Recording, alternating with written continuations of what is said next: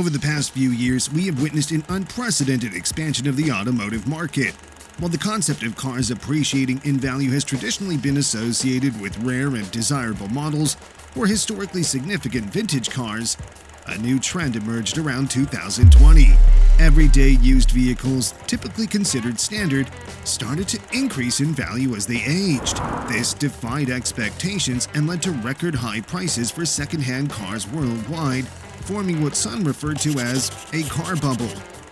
However, as with any bubble, a collapse was inevitable, and that is what we're currently witnessing, the first ever car bubble collapse. The implications of this collapse are significant, and there is very little room for error. But how did it all begin?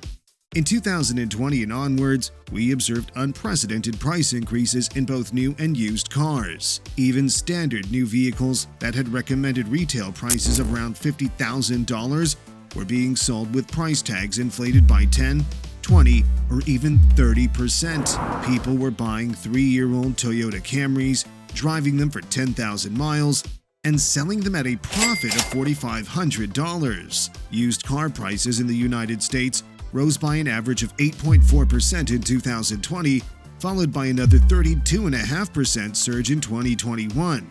Surprisingly, investing in random used cars and storing them in a garage proved more lucrative than investing in stocks, bonds, real estate, or even cryptocurrencies. The idea of vehicles as investments that appreciate in value gained mainstream acceptance, leading many to believe they had discovered a genius strategy. This extraordinary situation arose from a unique set of circumstances.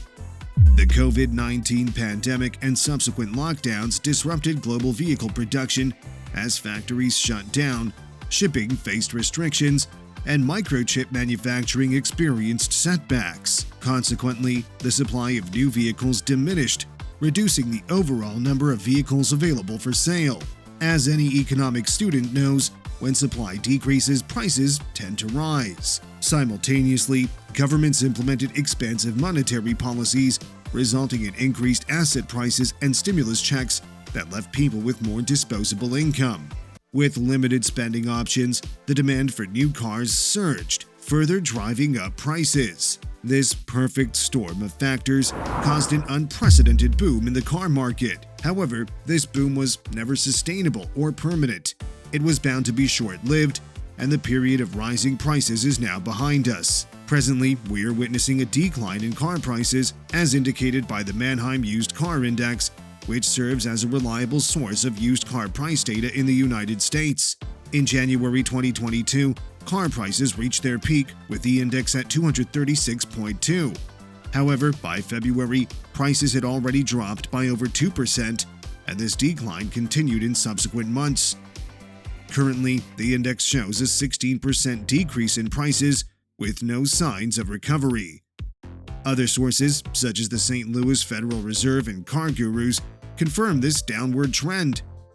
Anecdotal evidence from industry experts like Doug DeMuro, a prominent car content creator on YouTube, adds further support to the notion that the car price bubble has burst. Now, why are prices falling? The answer is surprisingly simple. The demand for cars has sharply declined due to the global economic recession, rising inflation eroding people's purchasing power, and widespread layoffs in Western countries.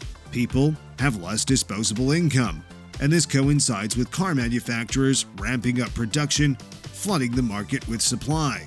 Consequently, prices are plummeting in the opposite direction. This decline in car prices has significant consequences, particularly concerning the debt tied to car purchases. Most individuals finance their cars through loans, which typically poses no issue when income is stable, interest rates are low, and the value of the vehicle remains high. However, with the collapse of the car bubble, the value of vehicles is declining rapidly, and this presents challenges for those who have taken out car loans.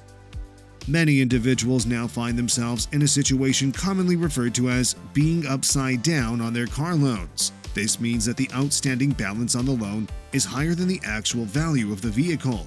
Being upside down on a car loan can have severe financial implications. If individuals need to sell or trade in their vehicles, they may not receive enough money to pay off the loan completely. This results in a situation where they still owe money on a car they no longer own. It can also make it difficult to refinance the loan or negotiate more favorable terms. Moreover, individuals who are unable to make their car loan payments may face the risk of repossession. Lenders have the right to repossess the vehicle if the borrower defaults on the loan. Repossession can further damage an individual's credit score and make it challenging to secure future loans or credit.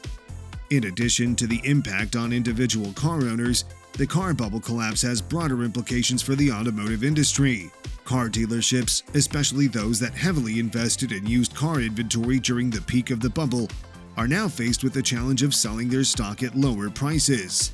This can lead to financial strain and even closures for some businesses. Furthermore, the decline in car prices affects not only used cars, but also new vehicles. As the price gap narrows between new and used cars, buyers may be more inclined to purchase new cars instead. This shift in consumer behavior can impact the used car market even further, leading to an oversupply of pre-owned vehicles. The car bubble collapse also highlights the risks associated with speculative investing. Many individuals saw the rapid appreciation of car prices and entered the market solely for investment purposes without considering the potential consequences of a market downturn. This serves as a reminder that markets, including the automotive market, can be volatile and subject to fluctuations. In conclusion, the car bubble that emerged in recent years has now burst, resulting in a decline in car prices. The combination of limited supply, increased demand, and economic factors led to a period of inflated prices, but the current economic recession and oversupply of vehicles have caused prices to plummet. This collapse has significant implications for car owners, lenders, dealerships, and the automotive industry as a whole. It serves as a reminder of the risks associated with speculative investing and the importance of considering long-term market stability. That's it for today's video, guys. If you like it, don't forget to hit that like button. Also, make sure to subscribe to our channel and turn on the notification bell so that you won't miss any future updates.